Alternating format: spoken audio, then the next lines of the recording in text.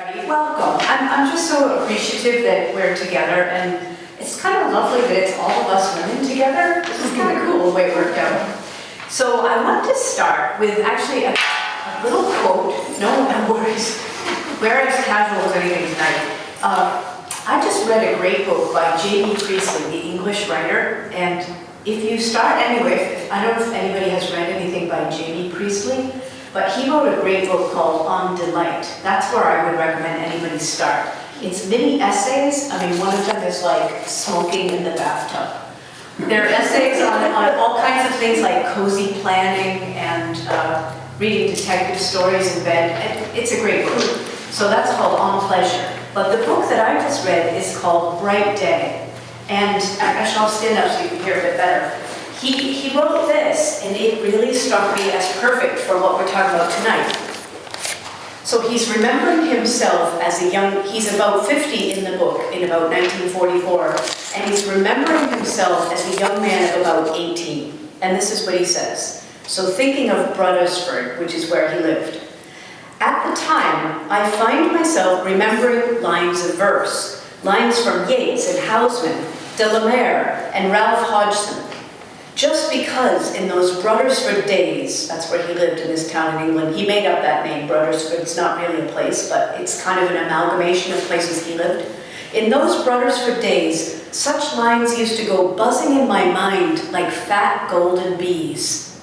I pondered over these and other poets in my room, carried their more evocative and magical lines with me through the streets, sometimes shouted them idiotically, startling the sheep on the windy moorland tracks. Do you love that vision of a young man like, I went out to the hazelwood, like screaming to the sheep? I'm told that poetry being written these days is very fine. Now he's writing in the 40s and 50s actually, because he published this in the 50s, in the 40s and 50s. But somehow, you never catch a youth bellowing lines of it on a hilltop. And indeed, I never find anybody wanting to quote it at all. I suppose it's no longer that kind of poetry, but the kind I admired in 1912, you could mutter over and over to yourself, like a magical rune, or could take out and wear like a gaily colored scarf. Now, I love all poetry, but lyric poetry does hold a special place in my heart. And here's what I think. Lyric poetry, which is poetry for the ear, is portable. Anybody here have poems in your head? Like, could you recite a poem? Anybody have a poem? No, this is not putting you on the spot. I promise. I know I make people nervous when I put them on the spot. But for me, I love to have lines of poetry in my head. And lyric poetry is portable because it's made musically. It's ear poetry, right?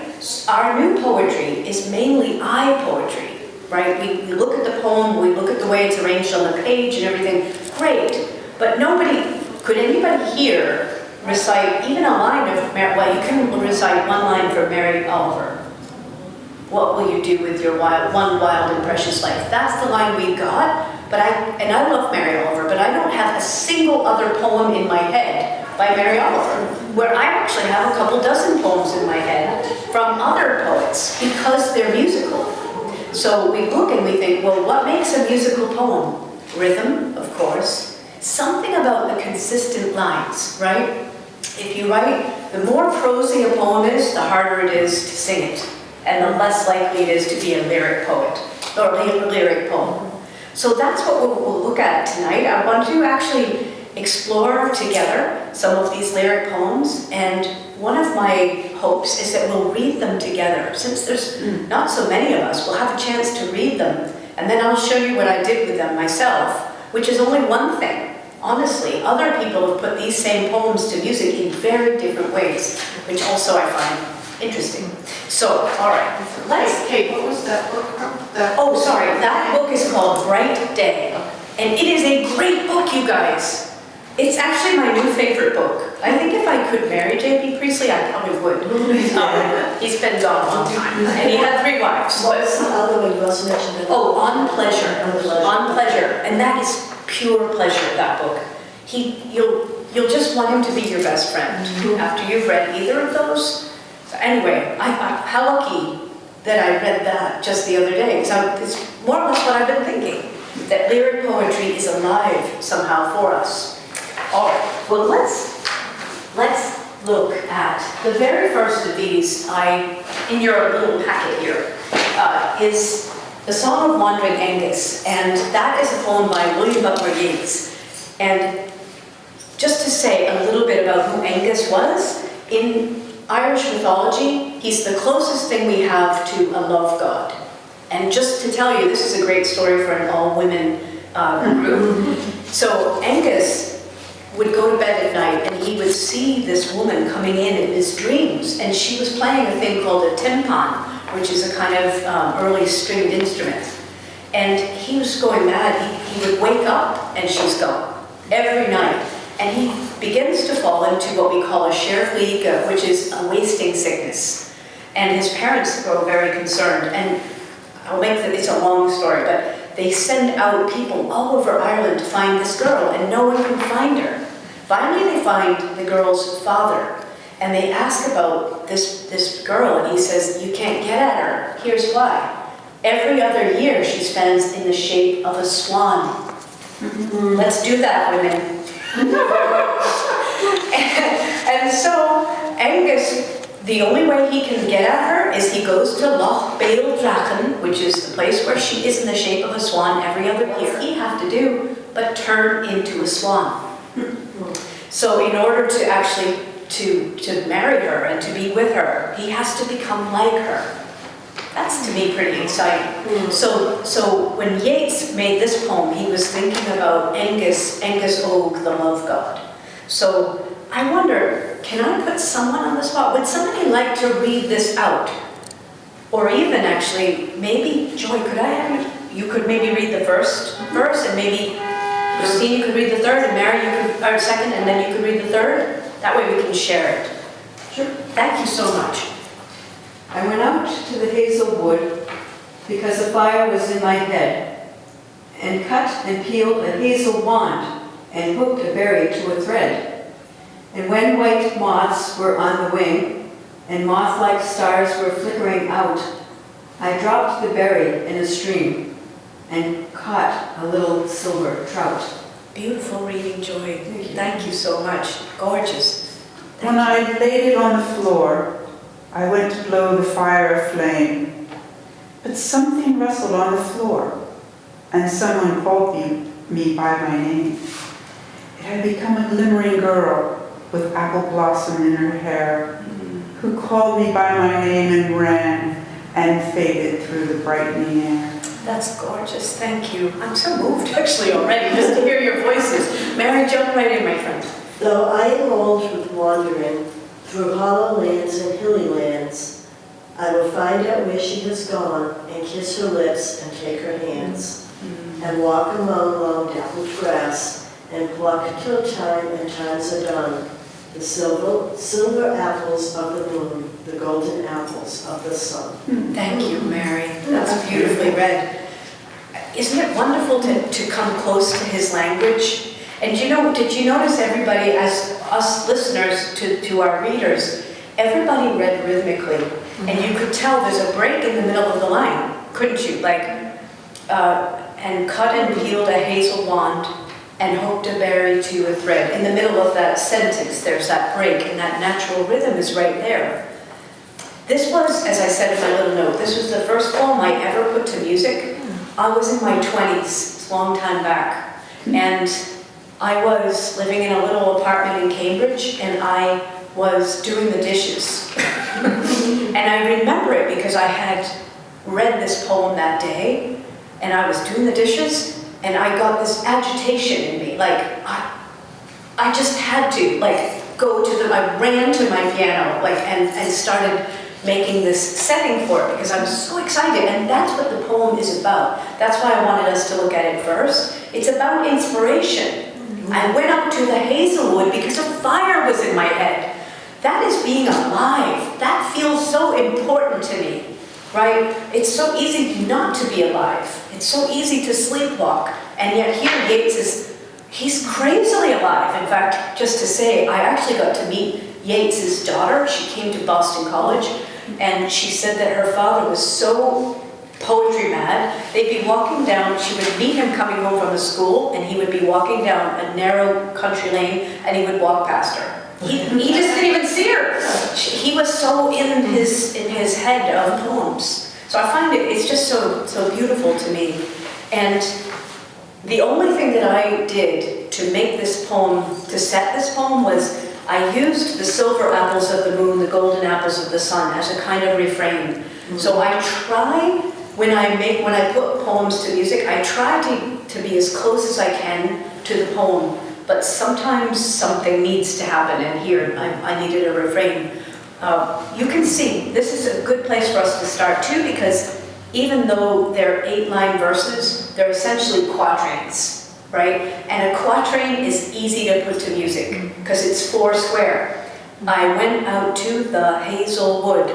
Notice that the stresses, right, 8 syllables, 4 major stresses. Dun, dun, dun, dun, dun, dun, dun, dun. So it's not so hard. I'll show you later a harder one. But let me play this one for you. And thank you guys for reading. I'm always just moved to hear people's voices read poems. So here is our friend, Mr. William Butler Yeats.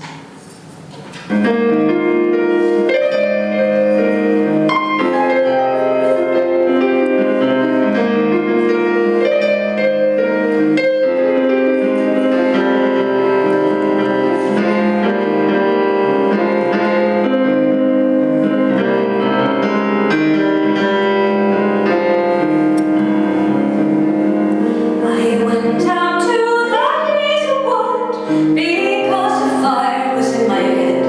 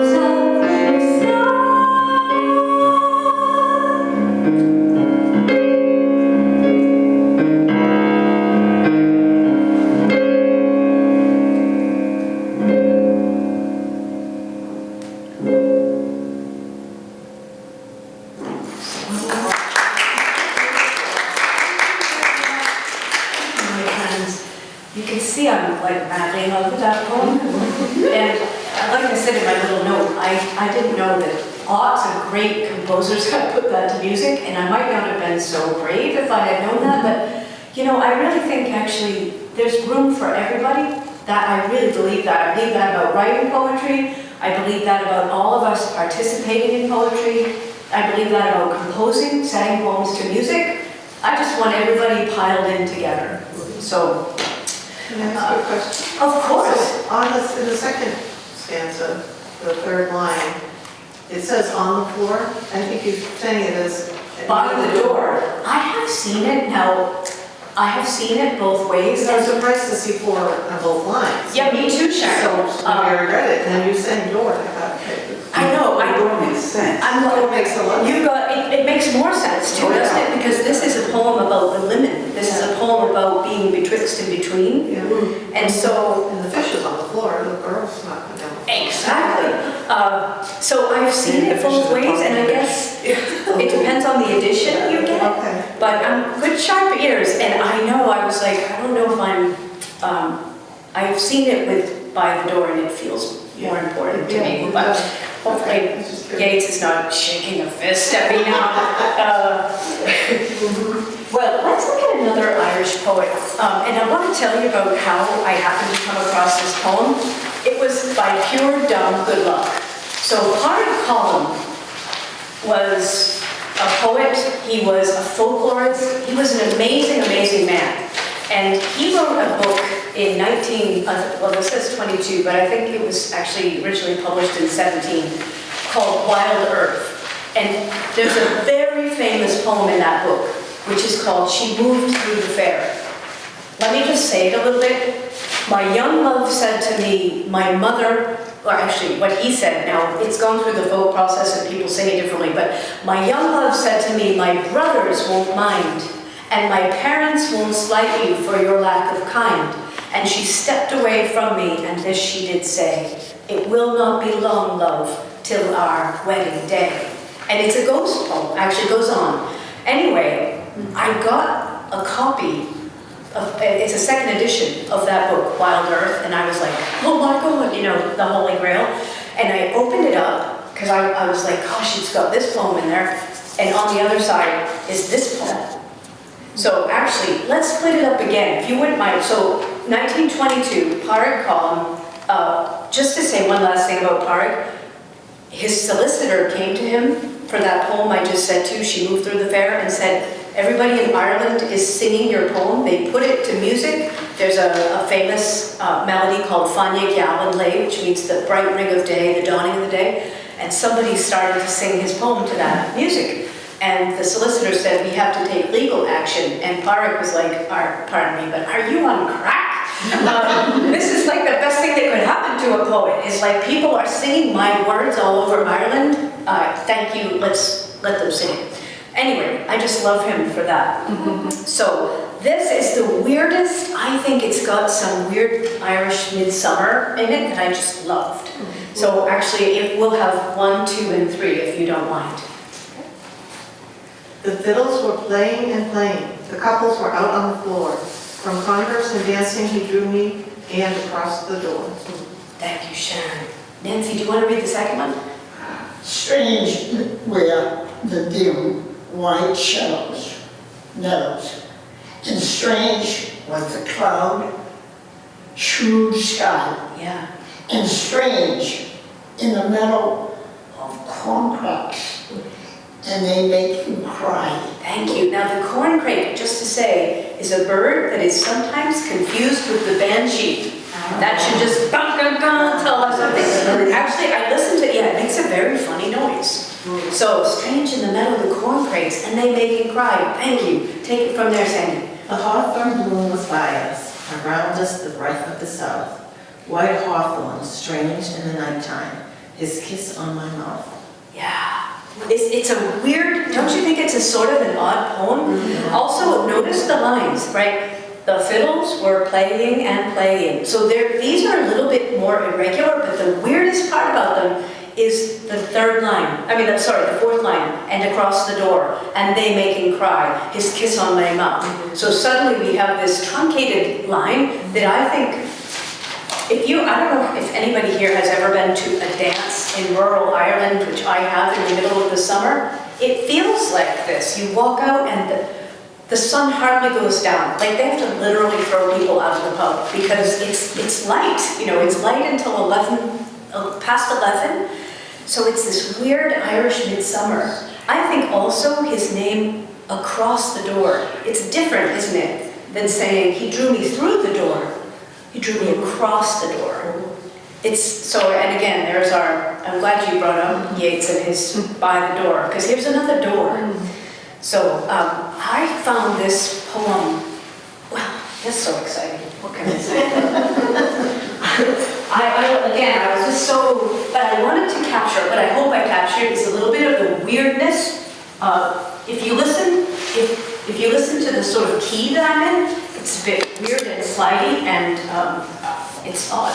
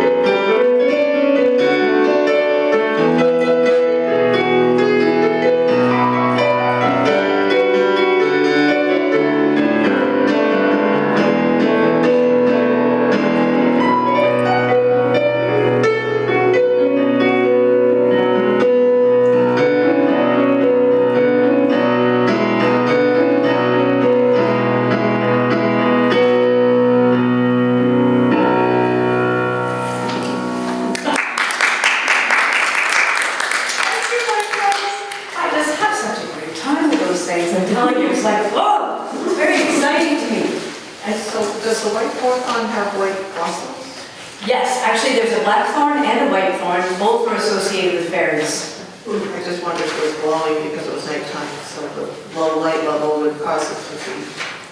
Oh, yeah, no, they're actually two different trees, the blackthorn and the whitethorn, but they both do bloom with white flowers and they smell amazing.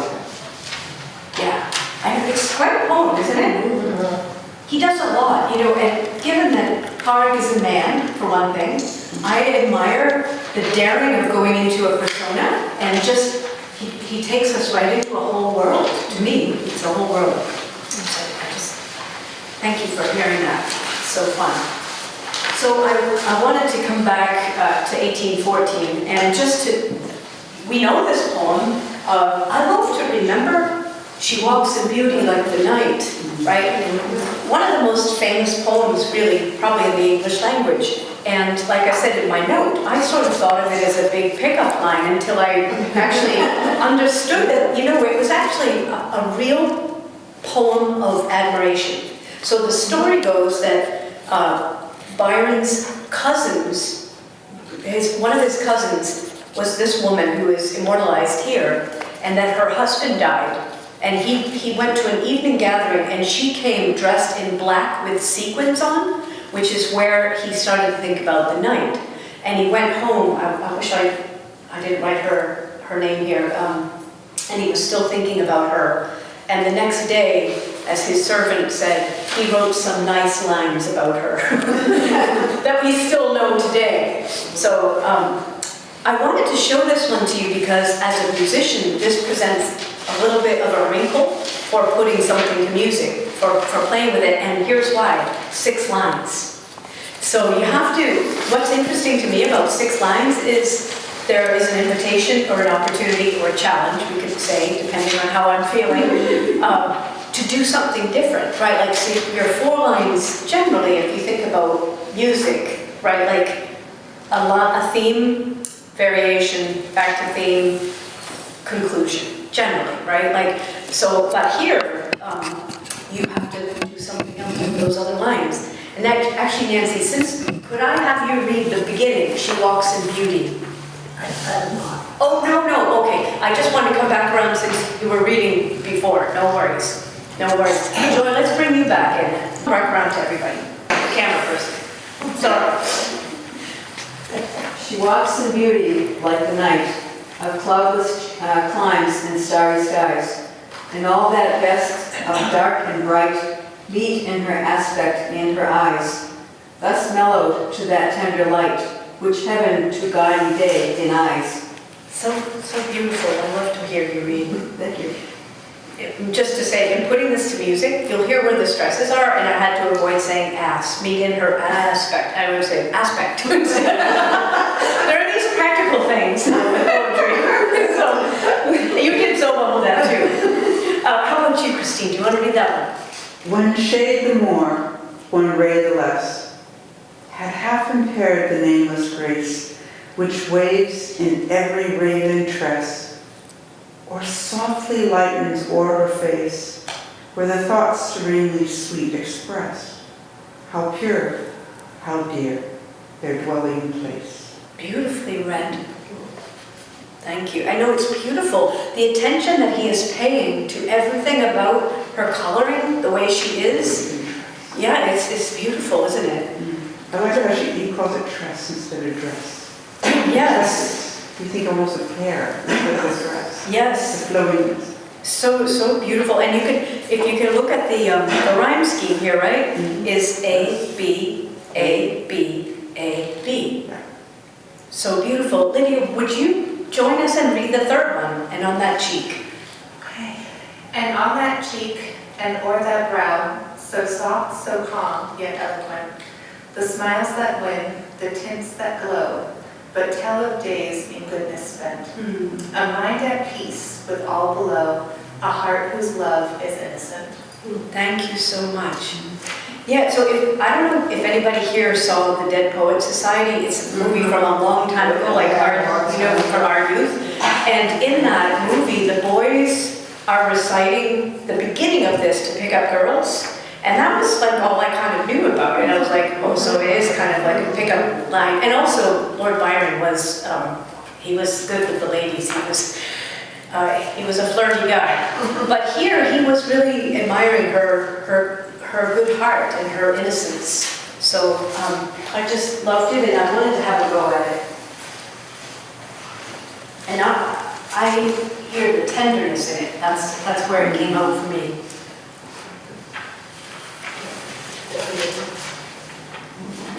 Oh, goodness. Uh-oh. Something has gone wrong with my power. Oh, wait a minute. You got knocked out. I've probably done it. Okay, let's... It's so nice that it's just us, you guys. Oh, no, it's still in. Oh, yeah, you're right. Here we go. All right, what a relief. I actually went to a whole concert one time with my piano, and it was on a mountaintop, and I drove so long to get there, and I got there and the piano didn't work. It was like, here's the gig. So, we improvised, but ooh, I'm glad. Okay.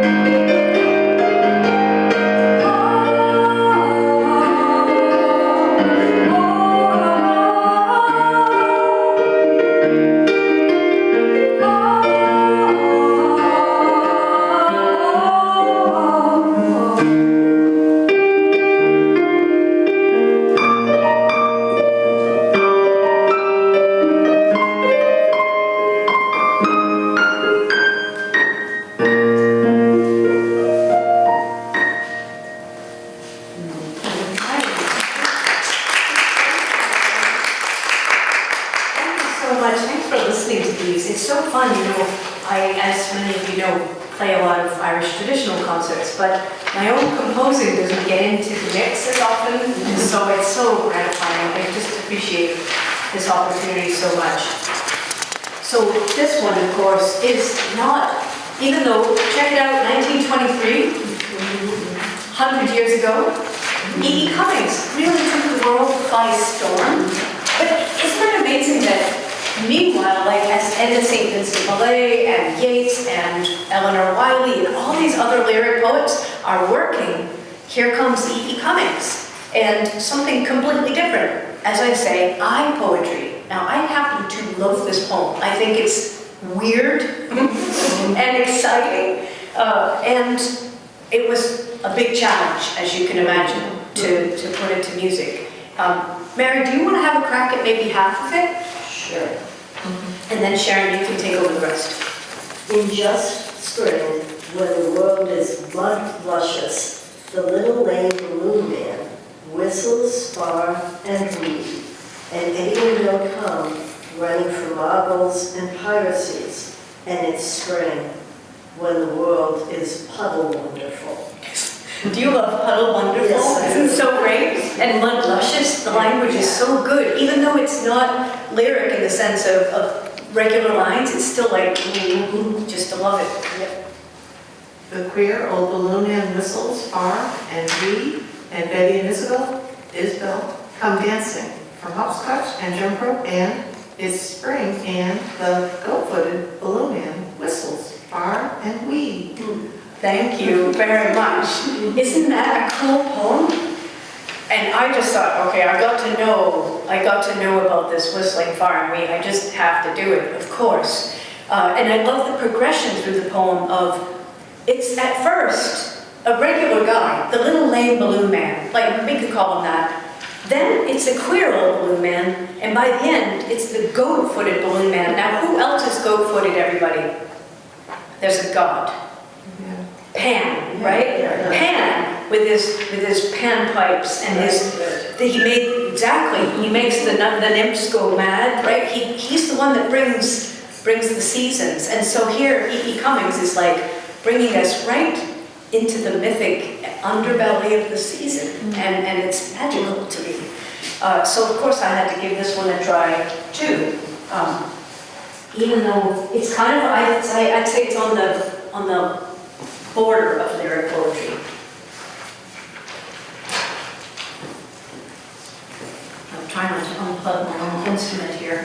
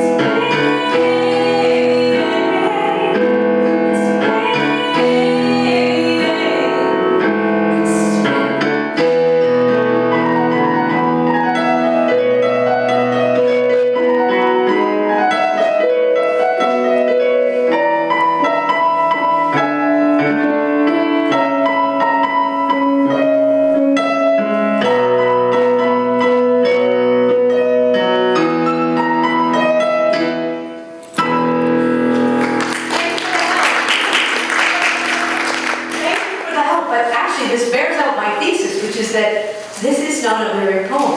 And it is harder to carry in your head. It's less portable. It's a fabulous poem, but it is a little bit harder to find it. Anyway, so fun. Okay, you know what? I'm conscious, so I'm going to jump right into this next poem, which is by a guy I met at a library. I met him at the Groton Library. People, when they find out that I put poems to music, come and press poems into my hands, which is lovely, but most 99% of them are not singable poems. Lots of them look like long lines of paragraphs with no rhythm. There's nothing, they're great, they might be great poems, but I can't put them to music. This guy, who had this lovely lady, Patricia, with him, with her cane, and his name is Riley, and he said, could you put this poem to music? And without really looking at it, I took it home and I was like, well, we'll see. And then I read this.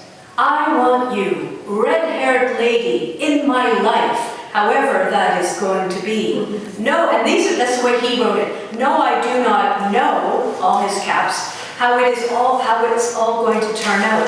Guess we'll just have to wait and see. What if we were affianced, you and me? Could that help you see it all a bit differently? So I thought that was a great poem. And in fact, he, as you can see, he wrote this in 1982, and I probably met them in, I don't know, something after 2010, for sure. Maybe 15 or 16, something like that. And they were madly in love still after all these years. Do she still have red hair? No, she has long white hair, and she has like the most fabulously painted cane, and he's dapper, and they live in a house that is like, I think it's 20 feet by 20 feet. Oh my God. They decided they didn't want a mortgage, they just wanted like a great life. And they have a great life, and they're both artists, and they're very cool. So this, I just wanted to give an example of a new modern lyric that could be put to music. You'll hear I did make a couple little changes that I needed to make, and also I sing their names because I want to honor them because they're just so great. So have you played for them? Yes, I went to their 20-foot, maybe more like 15 by 15-foot house. They're like thorough, like, 2 chairs for company, 3 for society, like I was society. And I brought my piano and I played it for them, and they just cried and kissed each other. So it was so cool.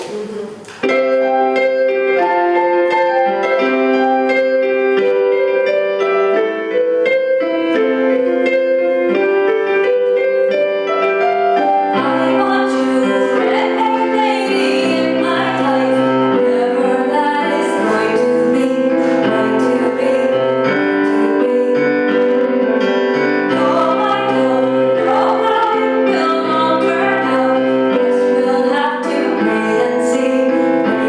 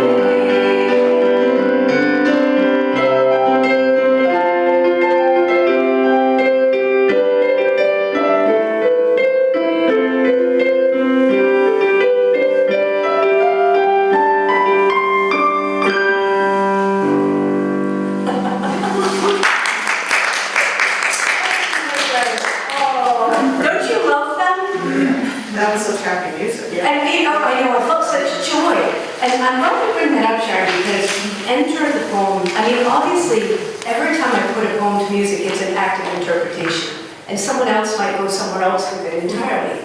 So it's my own stance. And again, it's my own greedy desire to participate because I just fall in love. I always say, like, I like a poem when I start, and by the end, I'm like, this is a work of genius. This poem is amazing. I just fall madly in love. So I was going to make you make a poem, but I think it's maybe not the right thing tonight. I think we might be tired. But I want to just bring us to a little bit of discussion, and we'll have one more poem. So what do you take from this about lyric poetry, about your own experience of poetry, or anything you want to keep? Anything that stands out to you as important? Well, I think it has, like nursery rhymes are lyrical poetry, right? They are indeed. And how many can we recite without really thinking twice about it, not having even said it for years? Yeah. That's right. They're just in your head. I actually saw lyrics do that. When you get them stuck in your head, and normally that happens to me, and they're just there. I mean, they're lyrical Yes, poetry. and they're like the wallpaper of your brain, aren't they? Exactly, yeah. Yeah. These are very visual for me, but that's the way I process things. It's very, very visual. Like that one, if you hadn't even described those people, I would have seen them. I believe you. Exactly right, but I would have Yeah. visualized these people. Yeah, I love that, Marian.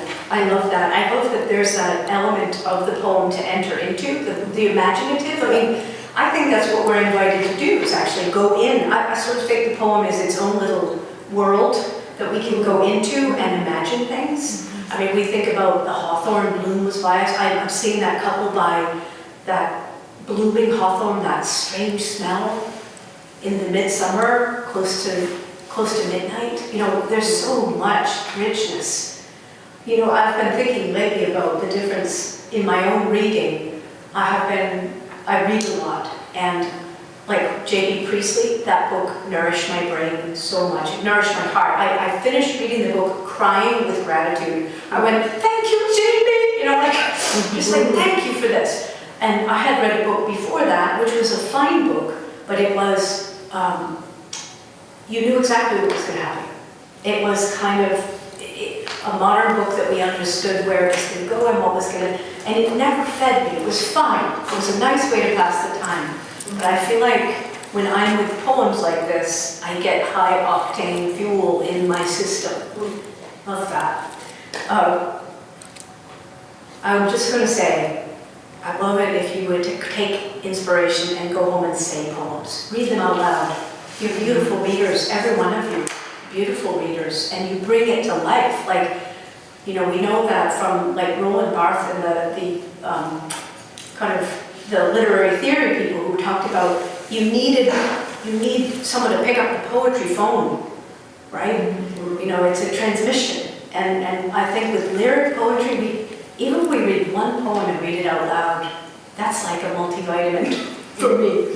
So it's an entirely different poem when you speak it out loud than just trying to read it off the page. You're so right. I think you feel it more when you read it. I think so too. I mean, when I was coming out with this group of poems, I mean, I continue to, but when I was first doing this and I was going around doing house concerts, and a lot of people said, I didn't think I liked poems, but wow, like when we talk about them and when you say them and when you sing them, I hear them and I, you know, feel like I can come to them. And of course, you know, Billy Collins, who was our poet laureate, who has this great poem about how people beat the poem with a hose and they say what the poet is trying to say and how awful it is for young people. Like, that's a terrible introduction to poetry, to be like, what is the poet trying to say? And instead to say, let's read this poem and get excited about it together, or pick a poem that a young person would actually want to read, you know. So You just explained why I hated English class. And I am a voracious reader from the time I was that big. But I absolutely hated English class because I hated having to sit there and have to analyze what somebody might have meant. Why don't we talk about what it is for us? bingo, Mary. It drove Well me said. crazy. It drove me crazy. I love what you just said, and I think that's so important. It's such a closing down of poetry for people, especially for young people. Like, it would be so much better for them to just get excited and love the poems and then move on, think about something else, but like feel the poem, I think. So I just wanted to finish by saying Seamus Heaney, who is a really great Irish poet, he said that his father knew 2 poems by heart and they were good for every occasion. And I really love that. I love that. And I just wanted to encourage anybody, you know, even a quatrain or a couple of lines of poems, it's so good to have something like that in your head, you know, or like you, Mary, like a song lyric will do. If it's a lyric you really like, sometimes it's like so comforting to have that in your head as opposed to other things. So that's, to me, that's the gift of lyric poetry, is that it stays in your head. You can carry it around, and it's your own to shape as well. So I'd love to finish with one last poem. And it's actually a poem, I'm exposing you to it at this stage. I'm not even really sure it's fully cooked yet. It's by Elizabeth Bishop, and we were talking about Elizabeth Bishop before. This poem she wrote when she was 16, and she was a Massachusetts girl, and here we live in Massachusetts, so she was going to Walnut Hill School in Natick, Massachusetts, and she wrote this poem, and I read it, I don't know, maybe 3 or 4 months ago, and it was one of those ones that got me going, I have to play with this. It just moved me so much. I wonder, Sandy, would you read maybe the first of these? I heard an elf go whistling by, a whistle sleek as moonlit grass, that drew me like a silver string to where the dusty pale moths fly, and make a magic where they pass. Then there I heard a cricket sing. Thank you so much.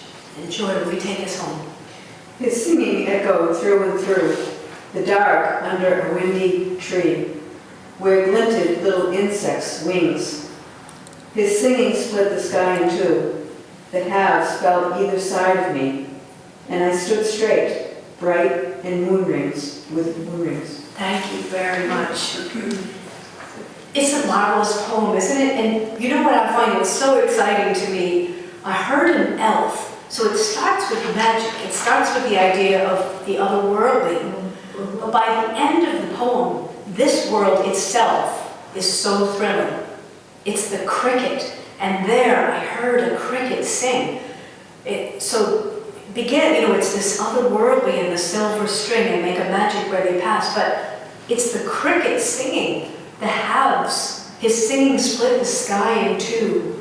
The halves fell either side of me. It's like the whole world. The reason I wanted to finish here is like, here's Elizabeth Bishop, the whole world opens. She's 16, apparently, I didn't know this, I just learned this. She submitted a lot of, between the ages of 16 and 19, she wrote a ton of poems and submitted them to this literary magazine that was attached to her school. And it was this big time. You know, Elizabeth Bishop didn't publish all that much in her life, but she wrote a ton. She wrote letters and essays and poems, lots of stuff that never saw the light of day. But to me, this is almost a poem of becoming. It's where the poet herself discovers herself. Again, you know me, I just get so excited. Oh, I'm sorry about the date. It's actually meant to be 1927, not 1927 too. So I'm going to try this, you guys. This is my latest. I may need to peek because I'm still kind of learning it. Before I do sing this, so I want to thank Lydia again so much. Lydia, I want to thank Kayla, who's here recording. I want to thank Moore, who runs this whole thing. And mostly I want to thank you, my friends, for your good company, for letting me make you read things and also reading them so beautifully. It's just great to be together in poetry and just to say Happy Poetry Month. That's what this month is. It's a great month. So we'll see how we do here.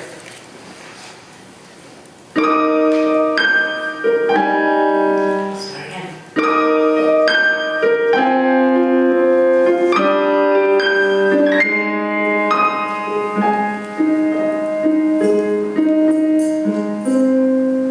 I heard an elf go whistling by, a wind so sweet as moonlit grass, that drew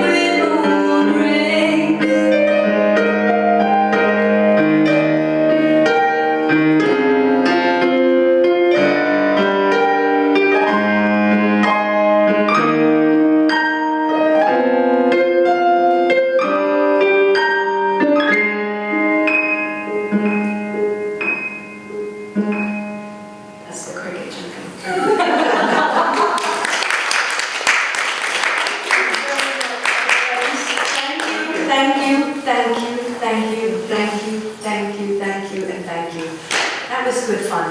Now, I do, of course, have my goods and chattels. If you're not on the mailing list, I know a lot of you are, there's a mailing list, there's free cards. Just to show you one thing, I tried to make something. So when I made my record, Songs of the Poets, I wanted so much to make something for teachers and writers. I learned actually that teachers do not like to be given a resource like this. I thought I was doing something to help. I want more kids to become poets. And so I wrote this, and in this book, there's like a little biography of each of the poets. There's 13 poems, there's the full text of the poem. There's some things that I actually ask kids to whistle far and we, of course. What does that sound like? Anyway, just if you want one of these books, if you buy a copy of my CD, you can have one tonight. And if you want one, just take one actually, because I want more people to write poems. So they're over there, and again, thank you, everybody. Thank you. Such a pleasure. So this last one reminds me of that book that you had recommended about the magic tree. I can't remember the title. Wish Tree, What was yes. it? The wishing tree. Yes, Yeah. yeah, Wish Tree. That reminded me of that something. Yeah, and there I stood, right? Like, there I heard a cricket sing. There I was exposed to life, and something changed in me. That's the story. And it can happen to young ones, but it can happen to us too.